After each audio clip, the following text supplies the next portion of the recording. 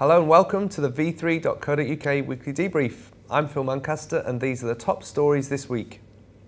IBM is set to splash out around $1.2 billion on predictive analytics firm SPSS. The proposed acquisition is being hailed by analysts as a smart move, as SPSS products will fill a gap in IBM's existing business intelligence capabilities. It's also thought that the deal could encourage rivals SAP and Oracle to hunt for their own acquisition targets in the space. Yahoo and Microsoft have finally tied the knot. The two IT giants have signed a 10-year deal which will see Microsoft's Bing search technology power Yahoo searches. Both companies will maintain their own separate display advertising businesses and sales teams and will continue to compete with each other in all areas not related to search. Microsoft will pay traffic acquisition costs to Yahoo at an annual rate of 88% of search revenue generated on Yahoo sites during the first 5 years. Yahoo estimates that the agreement will increase its revenue by approximately $500 million. It was the Black Hat Security Conference in Vegas this week, with a host of top security figures speaking at the show. Former Google CIO Doug Merrill warned that CSOs are signing off on unnecessary and in some cases harmful security spending because they don't understand the technology.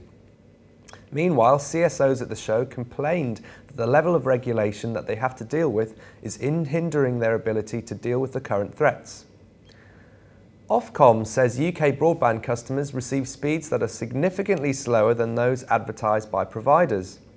The average speed advertised by broadband providers is 7.1 megabits a second, but the telecoms regulator revealed in a new report that the actual average in April this year was 4.1 megabits a second.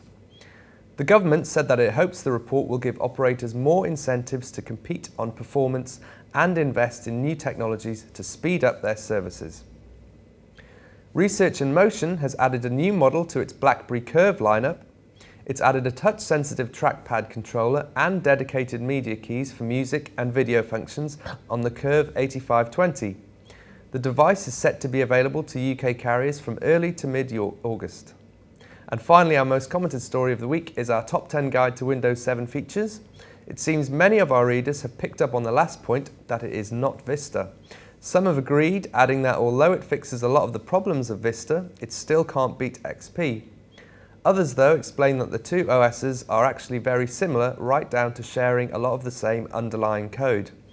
And that's all for this week. You can find out more on all of these stories and more at our website www.v3.co.uk. See you next week.